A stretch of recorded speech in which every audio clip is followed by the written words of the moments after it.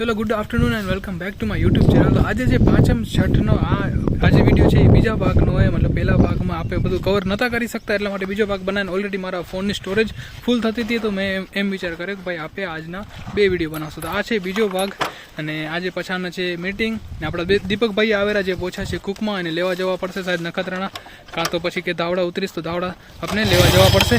અને હાલ અમે લોકો જઈ રહ્યા સ્ટેશન બાજુ. આ છે યોગેશભાઈનું ઘર અને પછાડના મીટિંગ, પછી આપણે રાત્રે મહાઆરતી, મતલબ સાંજના સમય મહાઆરતી ને રાતે દાંડિયા રસ. તો આ બ્લોગ બી શાયદ લાંબો થવાનો હોય, જોઈ કેટલો લાંબો થશે. અને પાછલા વિડીયોમાં મતલબ તમે જે વિડીયો જોયો શોભાયાત્રાવાળો એનામાં કદાચ ભૂલ થઈ ગયો તો માફ કરજો, કેમ કે એ વિડીયો મેં જલ્દબાજીમાં બનાવ્યો, મતલબ જલ્દી બનાવ્યો હોય ને કંઈક અડધા પોણા કલાકમાં જઈને એડિટ કરીને અપલોડ કરી નાખ્યો, કેમ કે મને ફોનની સ્ટોરેજ ખાલી કરવાની હતી એટલા માટે. તો આપણે આપણી ગાડી સ્ટેશને ઊભી રાખીએ અને વિચાર કર્યો કે ભાઈ ચાય પી પછી આ ચાય નથી પીતો કેમ કે કાળો થઈ જશે, એ બી રિયલ. અમે 2 જણા ચાય લીધી છે, ચાય પીને પછી જશું સમાજમાં.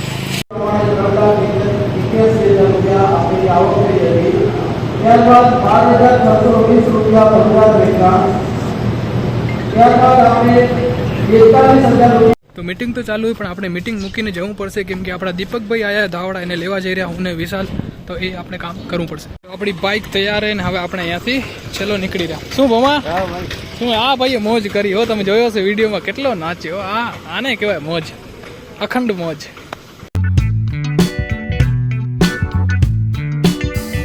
એમ કહેવાય ને કે માણસમાં જેણાની નસ ના હોય, અમારા દીપકભાઈમાં એ નસ નથી. અમે લોકોને તેડવા ત્યાં સુધી તે રોડમાં પહોંચી ગયો હોય. હા જો અહીંયા કને ઉભા ભાઈ સાહેબ. અમે લોકો વિથોણના રસ્તેથી દાવડા જતા હતા ને આ ભાઈ અહીંયા ઉભા. કાંઈ શરમ જેવું હે, કાંઈ શરમ જેવું હે તમને? બિલકુલ નથી. કેમ છો વિશાલ? અમે અંદર જઈ આવ્યા છે એટલે તમે અહીંયા રોડમાં ઉભા.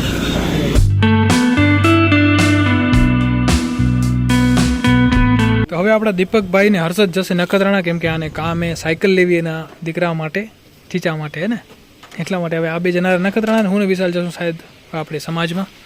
તો અમે લોકો ગઢની વાય બેઠા હતા ને હવે ટાઈમ થાય મહાઆરતીનો 7:30 વાગે. અમે વિચાર કર્યો કે ભાઈ આપણે મંદિરે જઈને મહાઆરતીનો લાભ લઈએ.